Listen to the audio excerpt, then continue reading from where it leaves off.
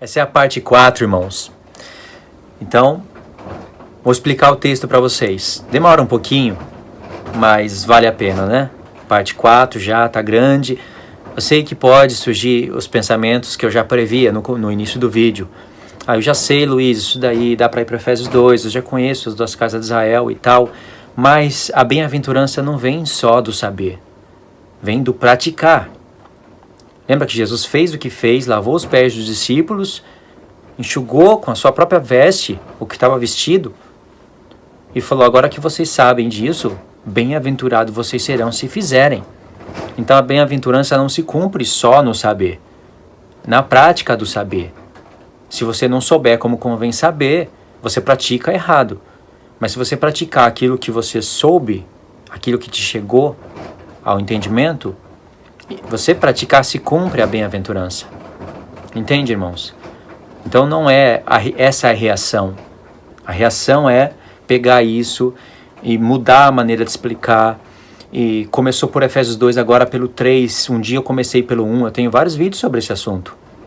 Só que você tem que estar sempre elaborando uma maneira de entender melhor, de explicar melhor e de levar as pessoas aonde Paulo foi, na fonte. Ele escreveu Efésios aqui, ele já estava preso, ele já tinha trabalhado muito com os seus cooperadores para desvincular o judaísmo do cristianismo.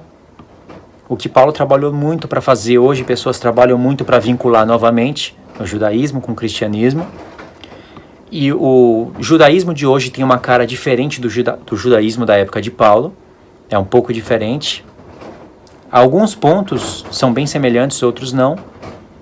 O cristianismo de hoje tem uma cara totalmente diferente do cristianismo da época de Paulo. Então Paulo trabalhou para desvincular uma coisa da outra, para separar, colocar tudo no lugar, e conseguiu fazer isso em boa parte. E aqui em Efésios, a carta dele deixa sinais em que a igreja já sabia de tudo isso. O sinal mais forte para você ir para as 2 casas de Israel se encontra em Efésios e em Romanos. Só que em Romanos Paulo não estava preso. Ainda tinha muito trabalho pela frente para desvincular uma coisa da outra, para revelar a palavra de Deus, para trazer a transição das alianças, que esse é o objetivo. Um dos objetivos também nas cartas de Paulo. Então Paulo trabalha com seus cooperadores para desvincular uma coisa da outra, e pessoas trabalhando hoje com seus cooperadores para colocar, para desfocar as coisas do apóstolo Paulo e querer falar coisas judaicas, judaísmo. Quando não é judaísmo, é calvinismo. Quando não é isso, é pré-tribulacionismo. E o pior de tudo isso é o calvinismo. O pior de tudo é isso. Se bem que tem partes do judaísmo que é terrível. Mas, irmãos, o que Paulo está falando aqui é muito mais do que a gente pensa do que ele tá falando. Em Efésios 1, por esta causa, eu, Paulo, sou prisioneiro de Cristo Jesus por amor de vós, ó gentios. Por que causa? Você tem que voltar para ler. Se é que tendes ouvido a respeito da dispensação da graça. Olha essa palavra, dispensação da graça, não é muito usada no meio evangelical? No meio até mesmo da igreja. Dispensação da graça. Mas a pessoa não tem a mínima ideia do que está saindo aqui, do que está falando. Dispensação da graça, até a palavra graça, na mente do apóstolo Paulo, não é a graça que é pregada hoje. Não só no meio do calvinismo, mas no meio de pessoas que não são calvinistas. A graça não é a mesma. Quanto mais a dispensação dela. Dispensação da graça de Deus a mim confiada para vós outros.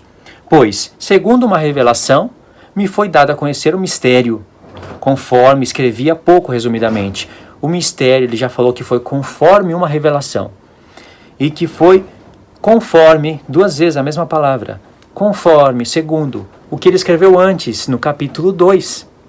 Então não foi uma revelação de ser arrebatado ao terceiro céu, ou uma mensagem da aparição de Cristo. Foi algo que está na Escritura. Por isso que ele fala, se é que tendes ouvido, não é o ouvir de ouvir, é o ouvir de entender, se é que vocês entenderam. Tudo que ele falou no Efésios 2, teve uma introdução no capítulo 1, Mas o ponto mesmo está em Efésios 2. Se é que tendes ouvido. Verso 3. Por segundo uma revelação me foi dado a conhecer o mistério, conforme escrevi há pouco, resumidamente. Pelo que quando ledes, podeis compreender o meu discernimento do mistério de Cristo. Paulo está falando, escrevi há pouco, de maneira resumida, deixei links, sinais, se é que vocês entenderam, né? Porque eu escrevi resumidamente, mas escrevi. E Paulo fez uma análise na sua própria carta. Quando a pessoa lê, ela pode entender. Quando ledes, podeis entender. Como foi? Não foi algo que eu tenho que crer pela fé, no sentido de que foi uma revelação do anjo Gabriel. Até essa revelação do anjo Gabriel tem que ter concordância com o livro da lei. Foi algo que Paulo escreveu e a gente pode confirmar. Podeis compreender. Vocês podem compreender, pode confirmar que o que eu estou falando aqui é verdadeiro. Aí ele vai explicar que tudo essa coisa que a gente pode confirmar, que ele escreveu há pouco tempo, ele escreveu resumidamente, a gente pode confirmar. Quando a gente lê, pode entender. Ele vai explicar no verso 5 em diante mais coisas.